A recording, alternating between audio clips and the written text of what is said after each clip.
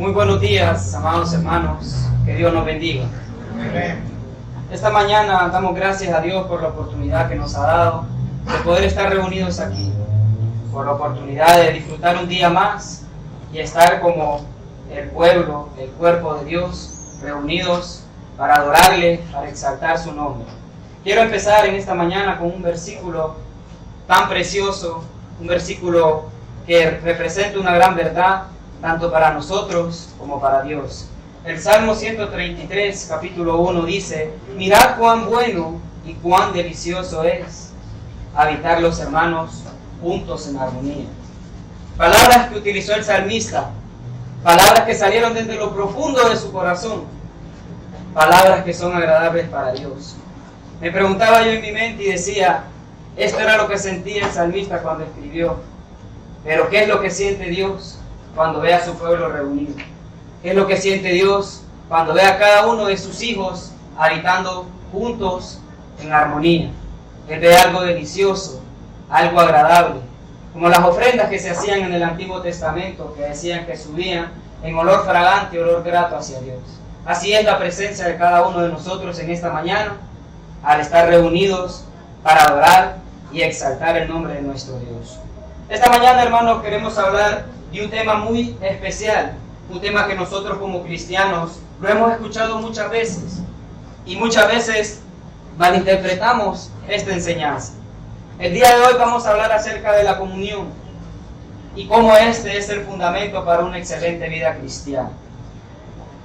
Es importante que prestemos atención a todas las palabras que nuestro Dios nos da, a las palabras que nos dan, que salen a través de nuestros hermanos, las palabras que encontramos en sus escrituras.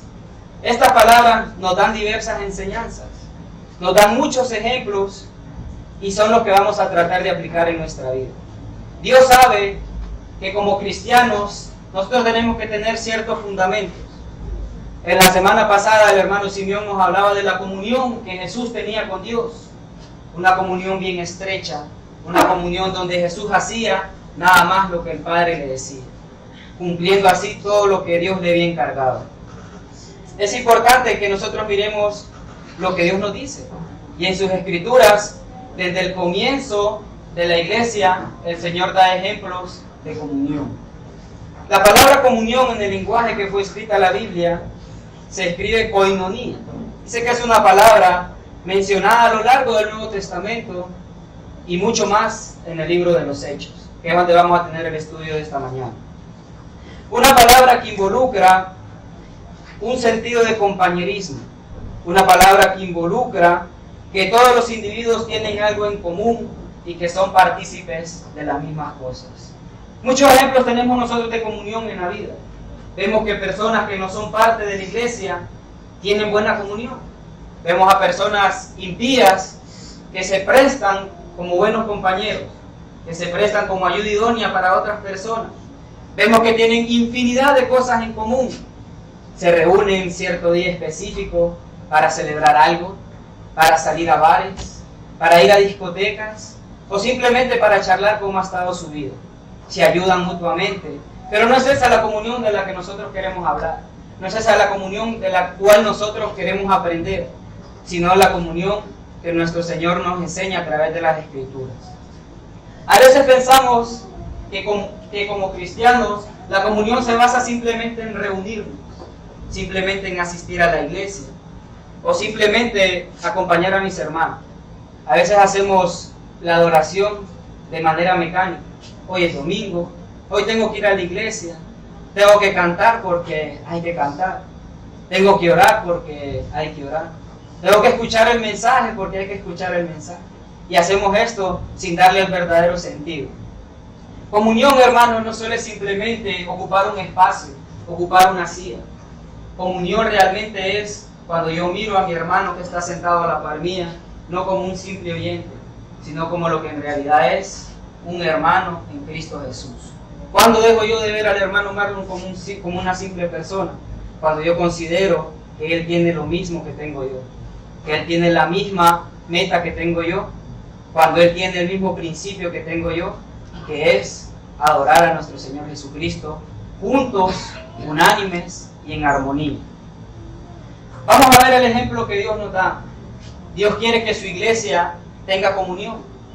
Y por eso creo yo, y estoy seguro que así fue, que el Señor se encargó de darnos dos grandes ejemplos. Y dos grandes ejemplos que surgen de la misma iglesia. Es importante que nosotros veamos el inicio de la iglesia, el glorioso inicio de la iglesia de Cristo, relatado en Hechos 2:41. Se dice que cuando el apóstol Pedro, con gran denuedo y lleno del Espíritu Santo, se puso en pie y predicó por primera vez el Evangelio de Cristo. Muchas personas se encontraban reunidas ese día.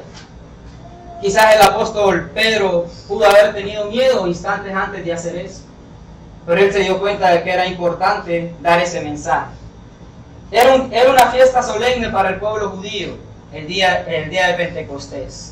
Una fiesta celebrada una vez al año, donde judíos de muchas regiones se reunían. Judíos que habitaban en la tierra de Jerusalén y que residían ahí, estaban todos reunidos para celebrar ese día. Vamos a leer en Hechos capítulo 2, versículo 9 al 11, para que nos hagamos una idea de cuántas personas estaban reunidas en ese día. Hechos capítulo 2, versículo 9 al 11. Dice: partos, medos, elamitas y los que habitamos en Mesopotamia, en Judea, en Capadocia, en el Ponto y en Asia, en Frigia y Panfilia, en Egipto y en las regiones de África, más allá de Cirene, y romanos y aquí residentes, tanto judíos como prosélitos, cretenses y árabes, les oímos hablar en nuestras lenguas las maravillas de Dios, y estaban atónitos y perplejos, diciendo unos a otros: ¿qué quiere decir esto? Era necesario, hermanos, que el poder de Dios se magnificara a través del apóstol Pedro. Vemos que no solo eran judíos de una sola región, se mencionan casi alrededor de 16 regiones diferentes de donde venían estas personas. Era necesario que se diera el don de lenguas al apóstol Pedro en ese momento para poder hablar. Dice en el 2:41: y así los que recibieron la palabra fueron bautizados, y se añadieron aquel día a la iglesia alrededor de 3,000 personas. 3,000 personas diferentes, 3,000 personas con idiomas, con costumbres, con personalidades, con oficios diferentes, añadidos a la iglesia. 3,000 personas aceptando obedecer el Evangelio de Cristo. Vemos el ejemplo de nuestra iglesia. Veamos la iglesia de Vista Hermosa. Aquí hay hermanos venezolanos, hay hermanos panameños, hay hermanos costarricenses, hay hermanos nicaragüenses, hermanos hondureños. Pero ¿qué tenemos todos en común?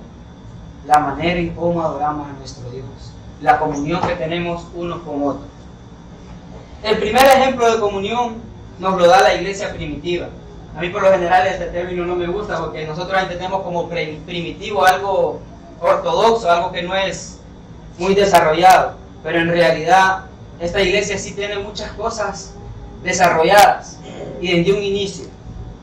En el versículo 42 dice que perseveraban en la doctrina de los apóstoles, en la comunión unos con otros, en el partimiento del pan y en las oraciones. 4 cosas así de esta iglesia en un inicio. Perseveraban en la doctrina de los apóstoles. Vemos que desde un principio es una iglesia que está dispuesta a escuchar. Desde un inicio es una iglesia que está dispuesta a seguir el Evangelio y hacerlo según como los que tienen la autoridad en ese momento, que eran los apóstoles, decían. Dice que todos los que habían creído estaban juntos y tenían en común todas las cosas. Pero nosotros podemos pensar: quizás con el hermano Marlon, yo no tengo nada en común. A mí me gusta el chile, a él no le gusta el chile, a él le gusta el helado, a mí casi no me gusta el helado. Pero ¿cómo puedo yo lidiar con las diferencias que el hermano tiene? La Biblia en ningún momento se está refiriendo a cuestiones de opiniones. La Biblia aquí en este pasaje nos da a entender que ellos tenían en común lo que estaban haciendo en ese momento. Como les digo, nosotros estamos hoy aquí reunidos. Y yo pienso que todos desde el momento que nos levantamos decimos: hoy es el día para ir a adorar al Señor, no solo yo, sino junto con mis hermanos que tenemos la misma misión. Entonces, estos eran los propósitos de la iglesia en ese tiempo. y vemos que la iglesia está recién formada. Qué difícil puede ser eso. Por lo general, cuando nosotros llegamos a la iglesia, traemos un montón de cosas malas. Traemos nuestras actitudes, traemos nuestros defectos, traemos nuestras malas costumbres. ¿Y cómo lidiaba la iglesia del primer siglo con eso? Teniendo todo en común. El segundo gran ejemplo, y la segunda vez donde se menciona a los cristianos teniendo comunión, es en Hechos 4:32, que van a ser nuestro pasaje de referencia. Es donde se basa el estudio de esta mañana. Hechos 4:32 al 37.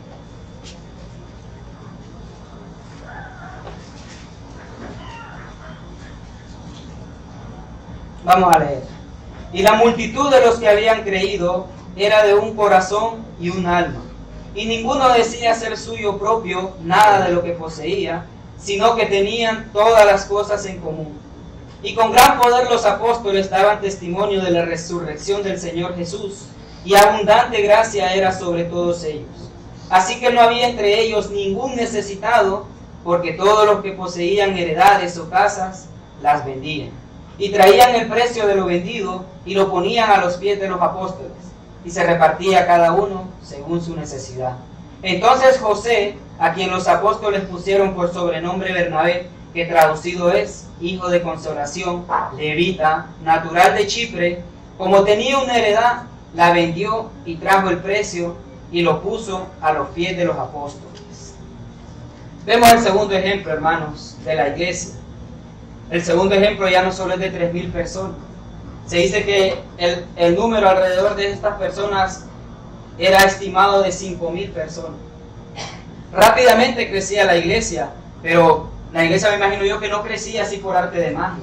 Vemos lo que decía, que los apóstoles perseveraban en la doctrina de los apóstoles.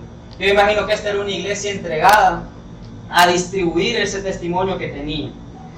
Dice que las 5,000 personas eran de un corazón y un alma. 5,000 personas teniendo un mismo sentir, una misma forma de pensar. Vemos el caso de las iglesias hoy en día. ¿Cuántas iglesias no se han dividido porque la congregación no se puede poner de acuerdo? ¿Cuántas veces vemos que lo que el predicador dice, tal vez él tiene planeado comprar un local, pero la iglesia insiste, no, estamos bien alquilando un local? Y se oponen a todo lo que hay. O hay personas que por la actitud de un hermano dicen, no, ya no vamos a formar parte. Lo que hacemos es, vemos las diferencias, en vez de ver lo que tenemos que tener en común. Dice que estas 5,000 personas eran de un alma y un corazón. Qué importante será eso.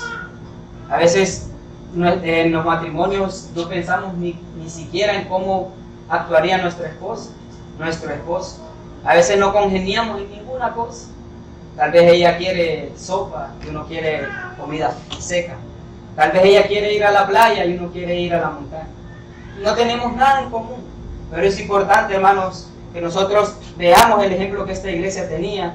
Que dice que todos eran de un alma y un corazón. Digo yo, ¿qué es lo que debemos de tener en común?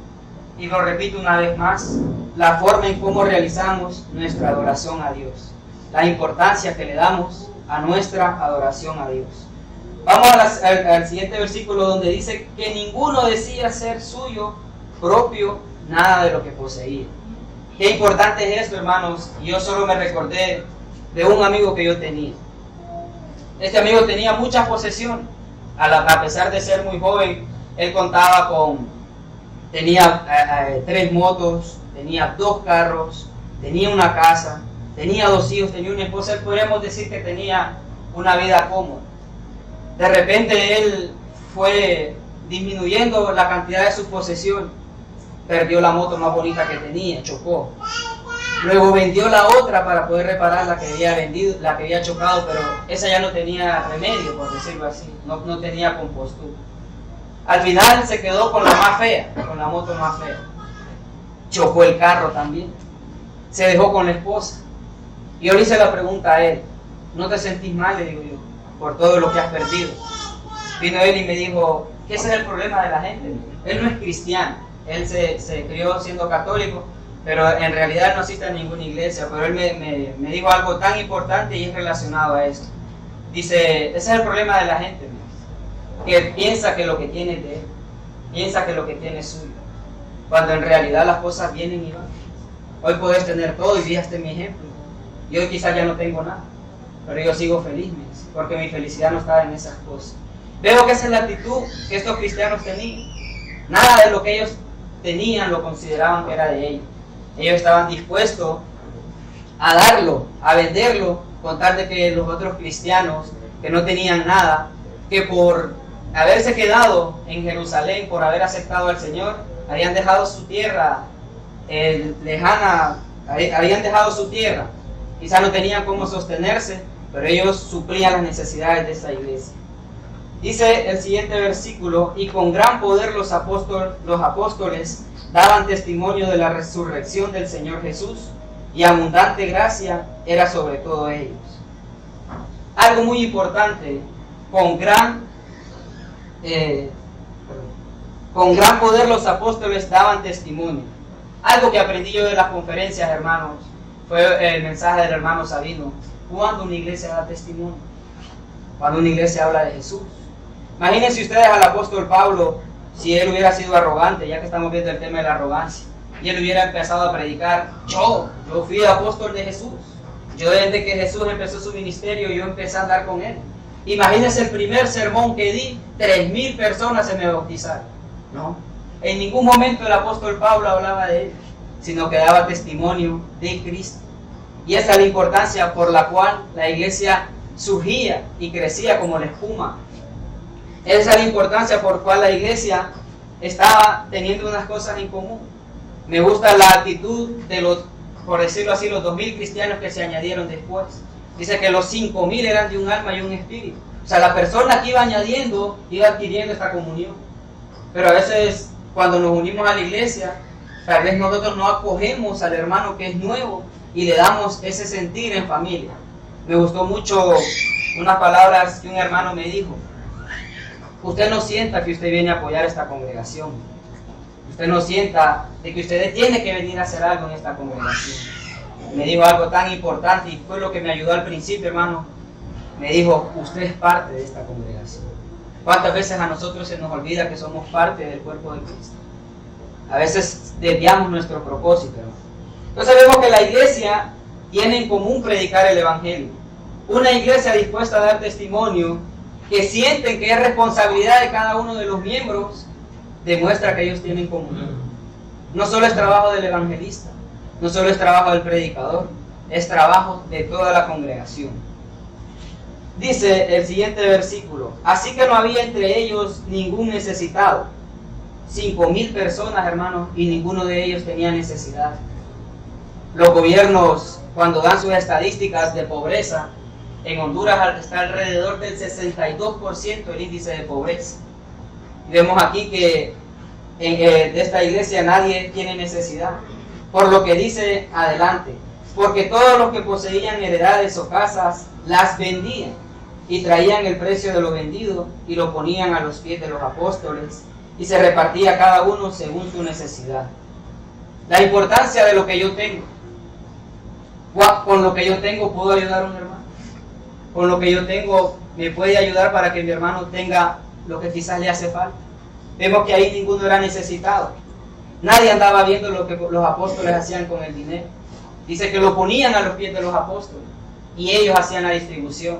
Vemos desde ahí un buen ejemplo de administración. También, hermanos, qué amor el que tenía esta gente. Dice que no les importaba despojarse de sus pertenencias, de sus heredades, de sus casas o de sus animales, y lo ponían a los pies de los apóstoles. Por lo general, hay un versículo donde dice que el principio de todos los males es el amor al dinero. Pero vea esta gente lo que hacía. Recibimos un curso hace poco de evidencias cristianas y veíamos un escritor contemporáneo al primer siglo de la iglesia, cuando él ponía, los cristianos, este grupo llamado los cristianos, decía, son tontos. Porque si tú te haces llamar cristiano, ellos venden lo que tienen y te lo dan, solo porque tú dices ser cristiano. Era una persona escritora de ese tiempo, pero vea lo que se pensaba de los cristianos en ese tiempo.